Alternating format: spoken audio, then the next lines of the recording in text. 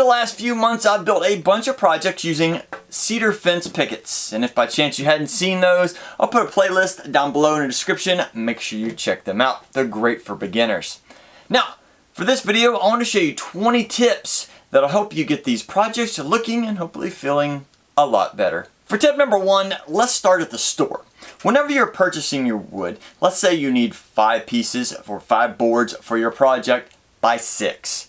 If you need 10 boards, buy 12. It's always good to buy a few extra because there are a lot of circumstances that this wood won't show you until you get home and start working with it. I've literally purchased wood that looked great, got home, started working with it, and realized there was a long split that went the entire length of the board, and you couldn't tell until you started really flexing on it.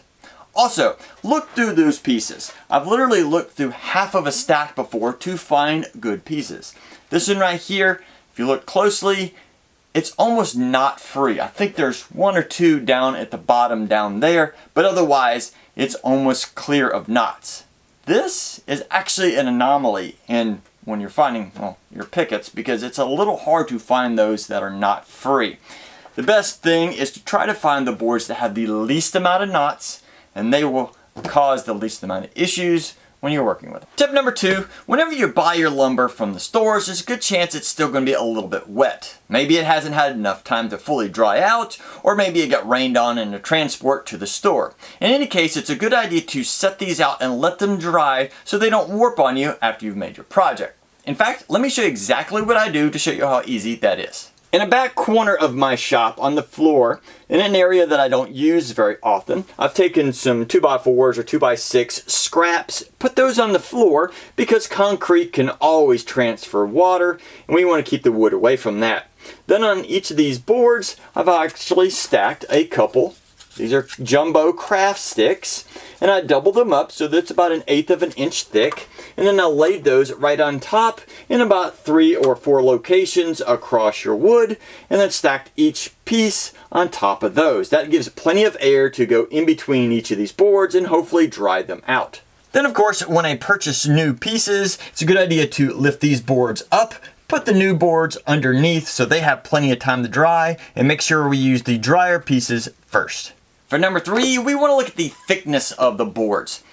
Unsurprisingly, since these are for fences, the thickness is not overly important from the factory. Some are a little thicker, some are a little thinner. So whenever we're building our projects, we want to make sure we've sorted out those boards beforehand, so we're not in the middle of a project and we realize, we just messed up. So just keep that in mind whenever you're purchasing, or maybe even you're drying out your wood. Sort them out a little bit to size if they're significantly different. Tip number 4 can be a little bit controversial. In a lot of cases, when you buy your pickets, the ends might be cracked, and you're literally going to have to go in and trim off those ends to get rid of those checks. Or maybe just the bottom cut there is really bad angle and from the factory and they didn't care as much and they're still trying to sell them. You may have to trim that off to get your projects to look alright. But sometimes I like the full 6 feet that I get from my pickets. Also, I like to utilize those dog ears that come with them as well. It just, I think, makes the project look a little bit nicer. So how do we utilize that? Well, we need to go back to tip number 1. When we are purchasing our wood, it's a good idea to make sure we check the ends, make sure they don't have any major cracks or checks, make sure nothing has been damaged or hit against it so it looks weird on both ends, so that we can utilize that. Tip number 5, before we start cutting the board up for the project, it's a good idea to look it over.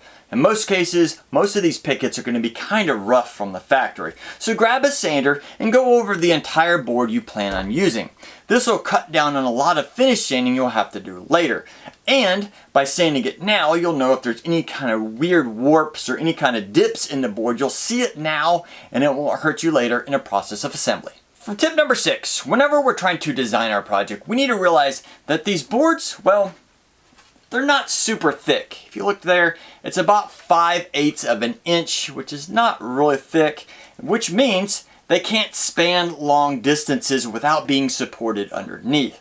Now, if they're being hung vertically like this, they can handle a little bit more of a span, but when it's horizontal, it's a good idea not to go more than about 24 inches, give or take, without having some kind of support. Otherwise, they can easily warp and disfigure your project.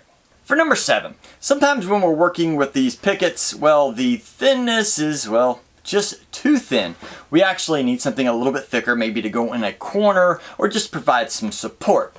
Let's say these are actual pickets. You can actually glue them together, making sure that everything is adhered and strong and you got glue in between everything, and it'll provide double the support there. Now, keep in mind, if you're going to glue any of these together like this, make sure that the grain structure, in other words, the way the grain is going in your wood, is going to be in the same direction here. For example, if you were to accidentally put them perpendicular to each other, the expansion and contraction of the wood over time will eventually loosen that connection and pop it loose. So make sure that they're firm and going in the same direction.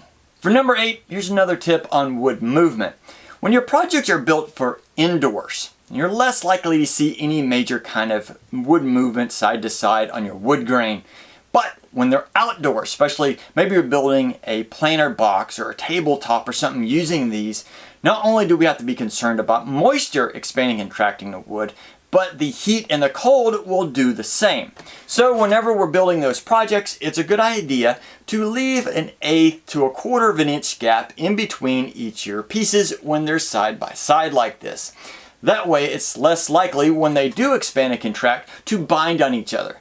Because if you don't leave any room for it to expand and contract and that binding happens, your wood is then going to warp, crack, split, and just look bad in your project. For number 9, let's take another look at our pickets. In a lot of cases, you'll notice that one side is a lot rougher than the other. It's a little bit hard to see in the video here, but this side is really rough, really coarse and just rough to the touch. And this side is a lot nicer. In those cases, try to orient your wood so that the nicer sides are facing out. For example, if you're doing a planter, make the rough side face in, or if you're doing a tabletop, make the rough side face down. And that way, it's a lot less sanding you have to do and a lot easier to finish your project. For number 10, let's take a look at the edge of our boards. In some cases, for example, this side on this board, it is smooth from top to bottom, nice and squared off. But in some cases, like this one, it is smooth up here, rough down here, and a little bit further down it goes back to smooth. So obviously from the factory, they didn't care as much to make sure this side over here is nice and smooth. So in those cases, we may have to trim off a little bit from each of these sides before we try to put anything together. Maybe you're trying to get a nice square corner, or maybe you're doing something that's an indoor project and they fit a little bit closer together. You want that to be nice and straight and not warped because you had to sand it or it was just miscut. So keep in mind that not only do we have to worry about the ends, we do have to consider the sides as well. Now let's talk a little bit about fastening our wood together, or joinery of the wood. For number 11, cedar in itself contains natural tannins. It's like an oil in itself that can quickly start to corrode steel nails or screws. So whenever you're fastening these together, if you're only going to use nails or screws, make sure you get something that's maybe like stainless steel or hot dipped galvanized, or the deck screws that are heavily coated so that they're resistant to corrosion. Otherwise, those are going to quickly corrode and create black streaks that'll run from the holes or from your screws, and or cause your project to prematurely fail as they rust quickly. For number 12, whenever you're trying to add your screws or nails into your pickets, we got to keep in mind that the wood is really thin, which means there's a very good chance that whenever you're doing that, you will crack the wood, especially near the ends. So it's a good idea to pre-drill each of those holes, and you're less likely to mess up your project. For number 13, whenever I use a pocket hole jig and pocket holes to put together some of these cedar projects, a lot of times I'll get people in the comments saying, you can't do that, that's not going to work.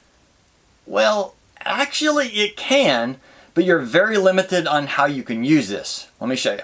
First off, with the wood being so thin, we need to make sure that the setting on the side of our pocket hole jig and the setting we have on our drill bit is set to one of the lowest settings possible if it doesn't have the exact measurements. In my case, it has 5/8, which is the thickness of most of these boards, so that'll work. Otherwise, if we don't make sure these are correct, you could easily drill right through your wood and mess up your project. Secondly, we need to look at the screws to use for this project. Pocket screws usually come in a coarse or a fine thread, so we have to use the coarse thread for this or it'll blow right through your project. Secondly, make sure you use the blue coated that is set up to be used in the outdoors. This should help prevent some of that rust and hopefully last a long time. Now, in most of my projects, I do highly recommend a wood glue, and this is number 14. Get a good quality wood glue whenever you're gluing any joints together with your cedar pickets. The reason why is wood glue is going to hold nice and strong, so just in case you use the wrong screws or nails and they rust apart, if the wood glue is done correctly, it won't give out anytime soon. Now, I do recommend getting a type 3 waterproof exterior type glue. You don't have to use this brand. As long as it's an exterior waterproof glue, it should work well. Just make sure you get it fully within that joint, all the way from top to bottom, and it should hold for a very, very long time. For number 15, whenever we're trying to combine two pieces of wood into a corner here, you don't have a lot of surface area for when you're adding your nails or your screws. So not only should you add your glue in there to give it a strong joint, I would recommend taking another small piece of wood and sticking it right there in that corner. That will allow you to give a lot more strength to that corner, and it gives you a lot more surface for you to add those screws or nails, making sure it has a good, nice, strong bite, and will hold that all together.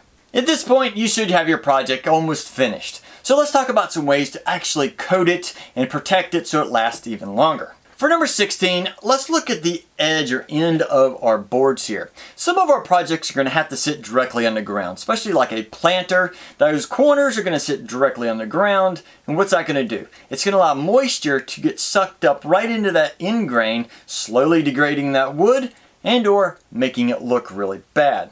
A little tip I've found over the years, if you take some of that waterproof glue and you put it right there on that end grain, you may have to do 2 or 3 coatings to make sure it's fully coated, but that'll help prevent any of that moisture being sucked up into that wood, therefore allowing it to then sit on those wet spots and you don't have to worry about it getting all degraded or discolored. Just make sure that glue is fully cured before using it.